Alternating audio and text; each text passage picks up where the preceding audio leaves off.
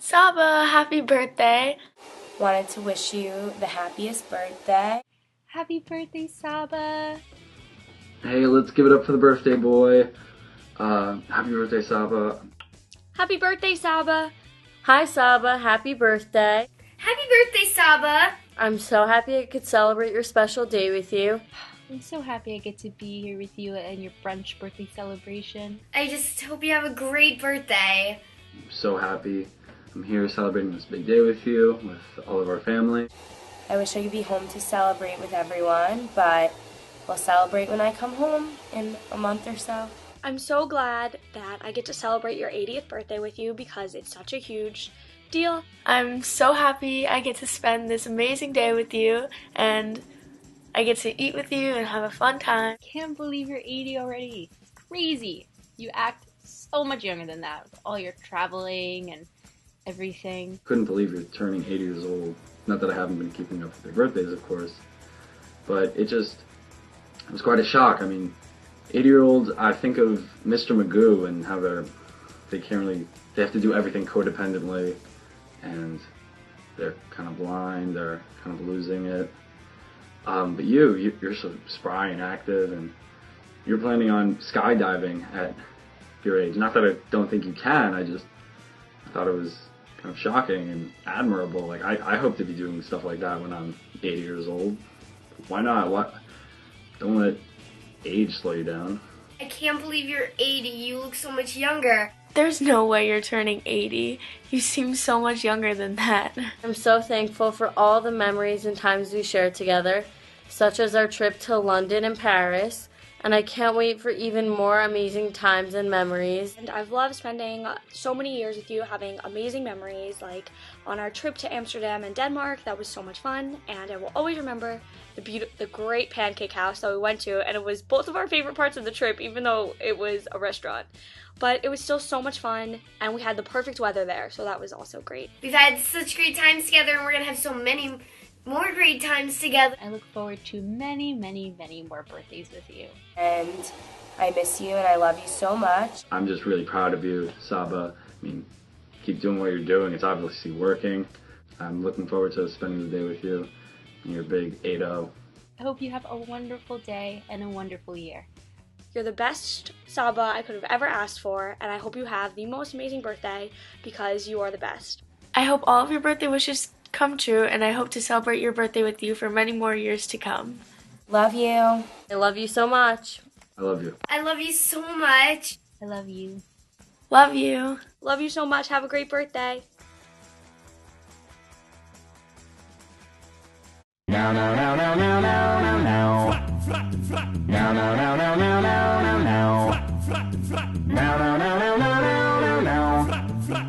Now, now, now, now, now, now, now, now. Now, now, now, now, now, now, now, now. Now, now, now, now, now, now, now, now. Now, now, now, now, now, now. You say it's your birthday. Now, now, now, now, now, now. When's my birthday to you?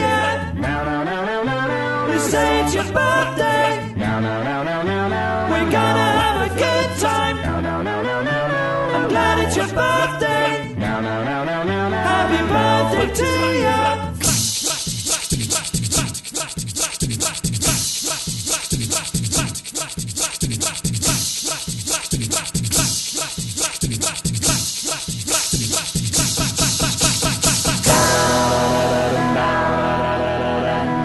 Yes, we're going to a party, party.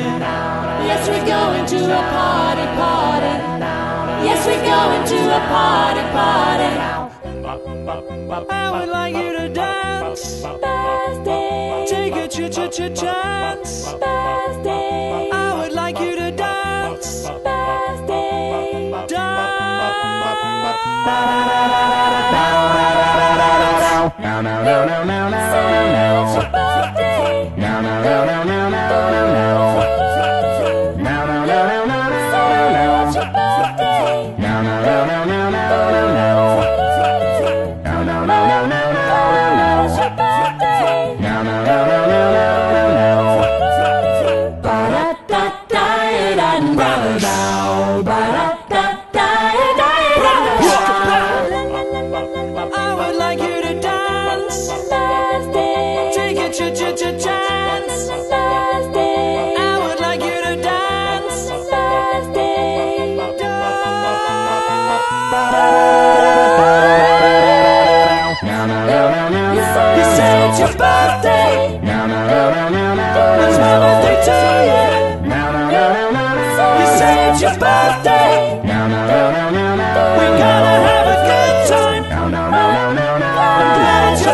birthday. No, no, no, no, no, no. Happy birthday to you.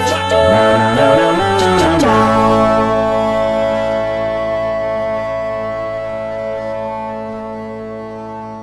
I just wanted to say one thing. You might be the number one Saba, but I'm the number one dad. Yay! I have the shirt, and if you want to say otherwise, it's go time. Go time. Right here. Wake up, Melody. I'm dancing. You know what? Yeah, I need a shirt to say. Okay, a lot of you have heard a couple of these stories, and I promise you I won't tell them again until your 90th birthday. My dad taught me self-reliance. When I was 9 years old, we were in a hotel on the Champs-Élysées in Paris. I said I wanted a chocolate bar. He gave me 5 francs and told me to hit the cobblestones. And I walked out on the Champs-Élysées myself, bought my own chocolate bar, and made it my way back. At 21, he taught me how to drive a manual shift. I needed to rent an editing table. I needed to take a van. So we went down to the van. He took me once around the block, and he said, okay, I got to go back to work. And at 16, I was working for my dad. He said I had to go uptown to pick up some boxes. I said, okay, I'll pick up some boxes. I go, how do I get these? He said, take the subway. So I take the subway to the box place, and I said, I'm here to pick up the boxes. And the guy goes, where's your truck? I go, what do I need a truck for? And he points to this pile of boxes that 5 people couldn't carry. So I call my dad. I go, how am I going to get this back? He goes, okay, take a cab. That cab was literally full, front and back and trunk with boxes. Now, here are the top 5 things I hate about my father. I couldn't come up with 10. From the age of 11, it was my chore to wash Dad's Jaguar XKE. You remember that car? I didn't do it every week, but usually twice a month. During the winter, when the hose froze, my mother would shuttle me hot buckets of hot water so that I could complete my task. I was promised that when I was 17, the car would be mine. He sold it when I was 16 and a half. In 1968, he brought me an autographed picture of Carl Yastrzemski.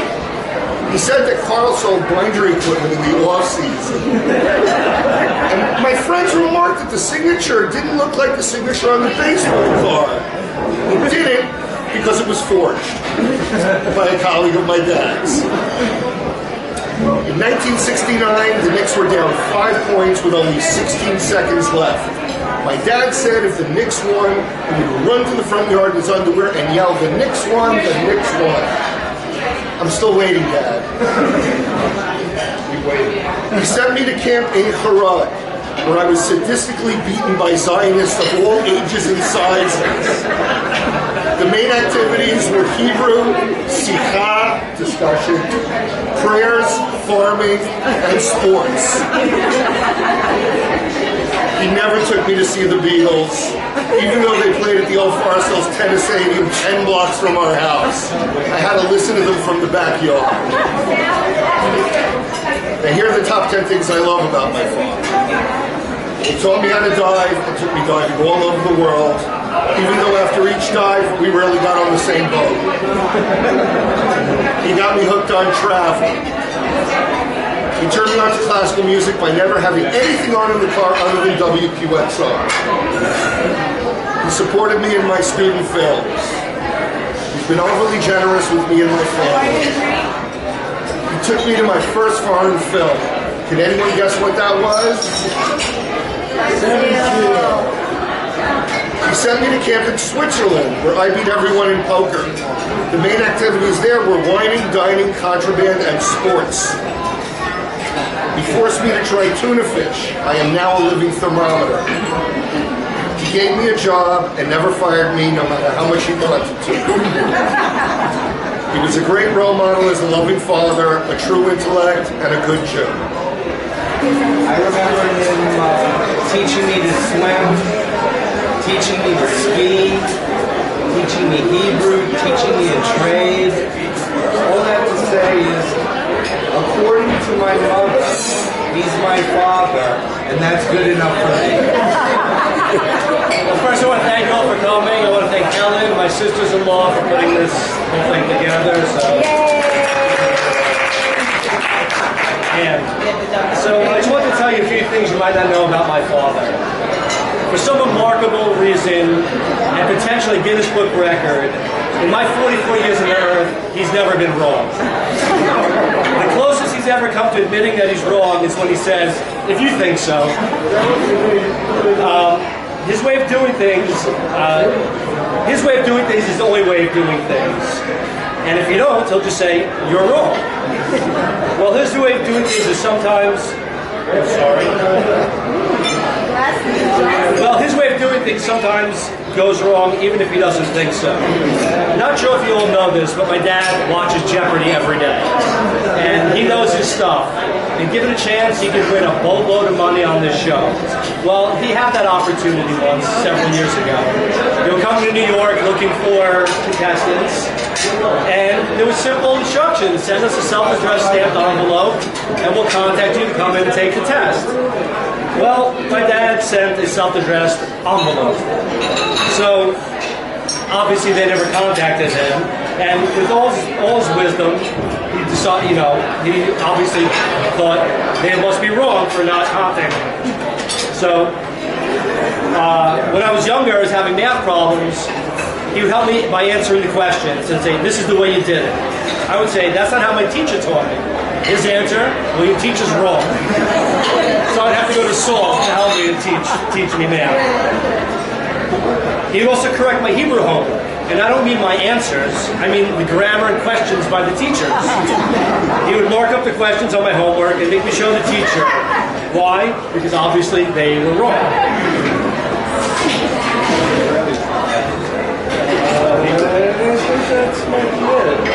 So, I just want to wish a happy birthday to my father, mentor, teacher, as long as you do it his way. He's an incredible father and grandfather, and I can't wait for him to meet our unborn child.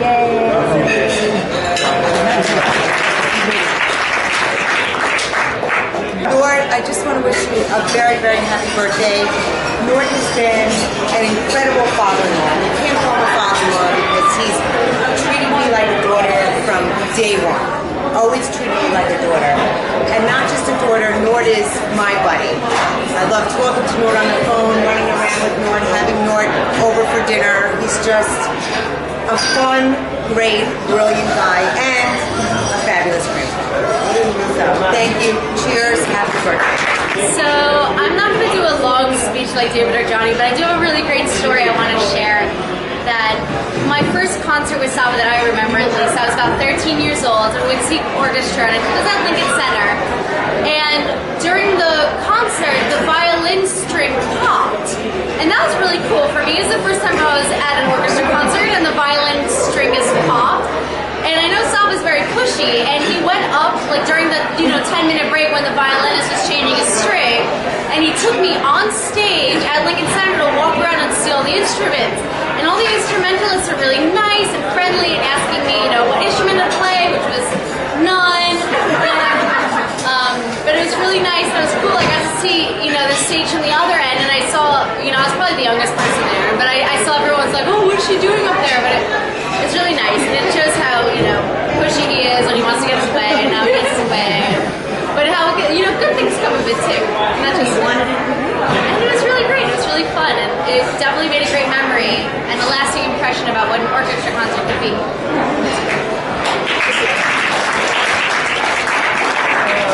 I want to tell a little story about Nort. I don't know, maybe 8 years ago, Nort was going for a life insurance policy. And he was smoking his cigars at the time, so he needed some urine. Now, whether you know it or not, Nort is an expert on urine, and I'll tell you how I know it. So anyway, of course, I said of course. What I did was I filled not a glass, like a little, glass with apple juice. And of course, I brought the apple juice over to Nort. And as I I spilled it. And he's such an expert. He said, "Oh, that's apple juice." Anyway, he used my urine, and whether you know it or not, Nord is pre-menopausal. But next time I won't put it in the glass. I was going to tell you guys a story when I went to Africa with Sabo, when he drank the blood straight out of a calf. But Shira's story, actually, and I thought it was awesome when it happened. But Shira's story reminded me of a different time. It was my first opera. Saba took me to my first opera. It was Madame Butterfly. He took all the grandkids. And halfway through, I was bored. I was 8. I didn't know what was going on. And then I looked to my right, and I'm sitting next to Saba, and he's passed out. And so I'm like, all right, I guess if you can't beat him, join him. So I fell asleep next to my Saba, arm in arm. And we had a nice time at the opera. I bet. And then we went to ice cream. I know now since I'm like 9 or 10, and I thought Sonia had found the coolest guy ever. I never changed my impression. We went to New Hampshire for work, and there was a bakery, and I would buy a loaf of rye bread a day. We always had a great sense of adventure. The first time I went to Israel, Sonia and Nafra were along, we went to En Gedi, remember? And there was no place to sleep. There was no motel. It was like a concrete building that they hadn't finished. So we all just slept on the floor. But we were sleeping on the concrete floor. So anyway, it's wonderful to celebrate your birthday. Okay, so I don't have a great bat mitzvah trip story because I didn't really go on it one. But I want to say happy birthday. Happy birthday. I love you so much. You've been such a great grandfather, Saba.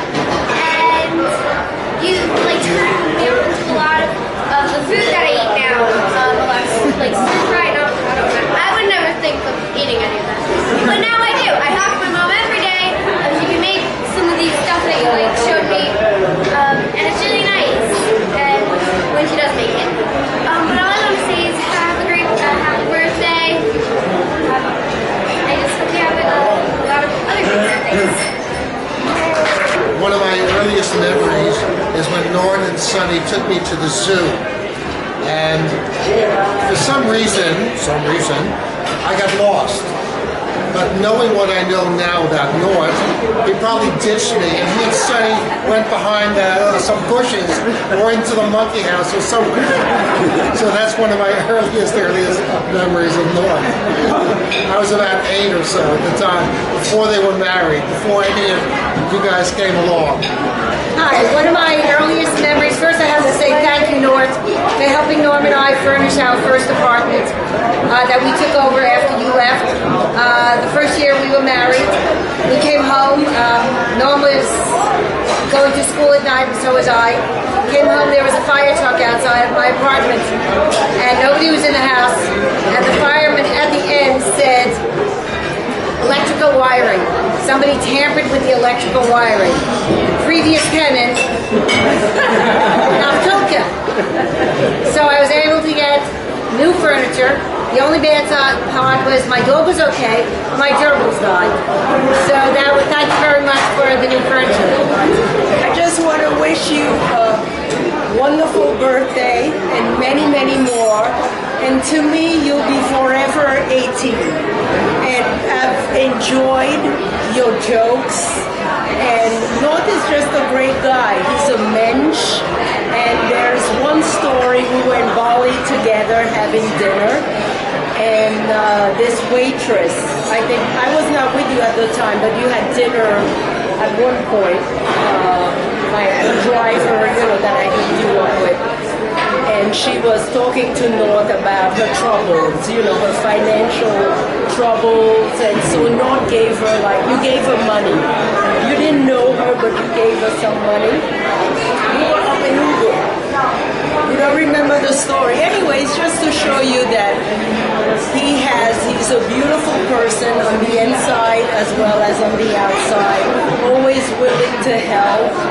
And, I enjoy our conversation. We have a nice relationship. You're a great brother-in-law. And he's just a great guy. So, and I love your jokes. Of course, you're expecting the worst from us is going to get it. Right? But we first want to note, however, that it is 65 years of friendship this year. We should be beatified. That's it. Start the process. As you all will recall, but not everybody is too young, 10 years ago, there was a birthday party for Knock when he was 70, and we began an exploration at that time. We wondered, why is it that our dear friend Knock had so many names, far more nicknames than anyone normally has? So we raised that question. I'll just remind you for a moment of what some of those names were. Some are familiar to you, Knock and Nort and Norton, but he's also Chili. He's also Nokudolpin. He's also Tunkabe. He's also Wapatali. And you can go on and on. He has so many nicknames. Why on earth, we raise the question, do you need so many names? Well, as a historian, of course, you begin a process that goes on for a long time. We explored it at that time. Finally, 10 years later, we think we may have figured out why he needs so many names. I'm not saying anything personal. This is purely, I have less than an hour. This is purely a review of Nort's professional history, primarily as a businessman. Coffin gave me an introduction before when she described being taken to visit him at the Chava when he was working at the Hashara farm for the movement. And she, as a little kid, was on the side playing with one of Nort's favorite things, chip. And she was making cakes. And Knopf, of course, was busy building his career shoveling it in huge quantities, which he did for a considerable time. And then he decided that there is very little future, really, in chip. So he decided maybe he should go to school. And he went to school. He went to City College. And in City College, many people carried attaché cases with their learning. Naftali became a haberdasher. He carried his attaché case to open between classes and sell ties for all of the other students. Neckties, excuse me, neckties. Wasn't a good business. After a while, he was sort of being sought by the federal government then, because he started his career as a counterfeiter, which had certain possibilities. He found that little round pieces of steel with a hole in them had an amazing relationship to New York City subway tokens. And many rides, both by him and by his customers, were taken that way. He decided that Leavenworth may not be worth the risk, and he gave up this business. And in due course, he became an engineer. While he was training to be an engineer, we considered becoming newspaper delivery people. I, of course, was depressing everything about it because of my great business acumen, so he gave it up also. Became an engineer. By the way, his engineering, I understand, led to incredible skill afterwards in designing machines in the current business. But anyhow, became an engineer, went to work for the city. And what was he building in the city? His ideas were delayed 50 years. The Second Avenue subway. And now his drawings are being resurrected, and the Second Avenue subway is being built. It was a civil service job. He has money to be made. Other people want to go to civil service jobs also. He wrote a book. He became an author. And he distributed the book after printing it. And we ran around the house collating the pages. And this was in bookstores. He was a published author. For years this book was sold. Wait a minute, let me have 20 more. Anyhow, I'm going to shorten it up.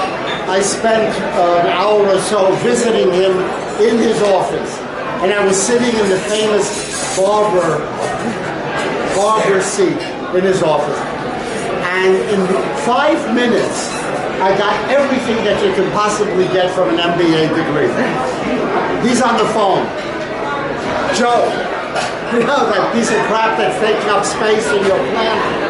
I'm going to be around with a truck next week. I'll take it out for you. I won't charge you anything. Piece of garbage is just wasting your space. Joe is happy.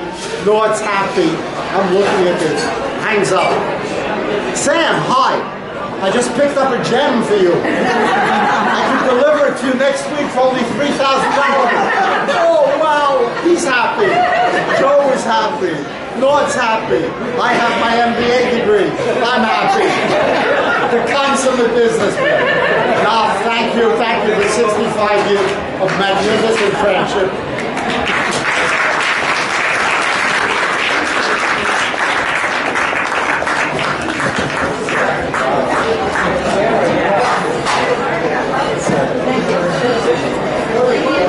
I can add and retort and modify some of the things that people said because we weren't, not rebuff.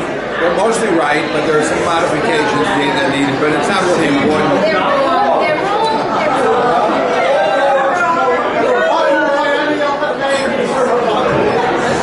No, I think I'm very happy that you're okay, and I treasure all of you very much. You're the closest, the dearest people in my life. Once again, in particular, my grandchildren who bring me nothing but joy and happiness. Each one of them is an infinitely better student than I was, and even their parents were, which is an immense pride to me. I was happy to help any one of them ever in any subject that I had any competence in particular in Hebrew. I spent time with Sivan, and it helped her immensely, I hope. And with some of the others in math or other subjects that they needed help in. The ones who were almost most difficult to help were my own children. Because, of course, what David said about the teachers being wrong, they usually were. A period of time, the school system decided to institute what they call new math. It was the most atrocious, a lot of baloney. David couldn't get it, I remember, and I sat down with him. I said, erase everything from your mind that your teacher taught you. Let me show you. In a day or two, I taught him everything he needed to know about that particular math that he was studying. And he went into school. The teacher said, you're doing it wrong. He said, my father says you're doing it wrong. I said, but did I get the right answer? And the answer is yes, so my method is better. And he stuck to that. And that goes pretty much with all of them. As to Tuvia's remarks about getting an MBA, I don't think he got an MBA, but he had a good time listening to this nonsense on the phone, which wasn't such nonsense. It was a lot of fun. He forgot about some of the more important things I did. And by the way, the tokens for the subway was in high school when I went to Stuyvesant. I had a variety of different jobs. I used to buy scarves at a guy who made scarves for a quarter, sell them to school for $50. I used to sell slugs. That's not correcting everyone's speed. I used to make explosives. I used to make explosives and bring them to school and sell them. And pornographic literature that I used to and I've got my Aunt Anna remembers my buying neckties and bow ties from her husband who manufactured them and sold them. And I would carry those around in college and put them into my ROTC locker. And I'd sell them to professors and students, and that was a lot of fun. I made some money. Not to mention the brief foray to selling cookware that my friend Tovia got me involved in. There was a company called Salad Master. They got you to buy a set of their pots and pans and a special grinder for cutting up cabbage and all kinds of other stuff. Tovia sliced his hand many, many times. When you're doing beets, they said, oh my God, cabbage. You put in green cabbage and it comes out as red cabbage.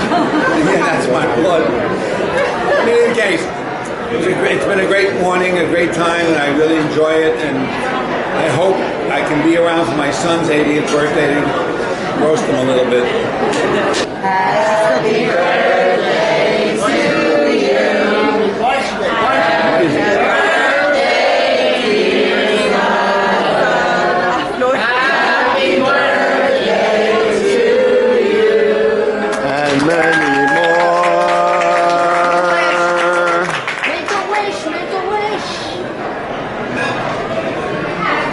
How was your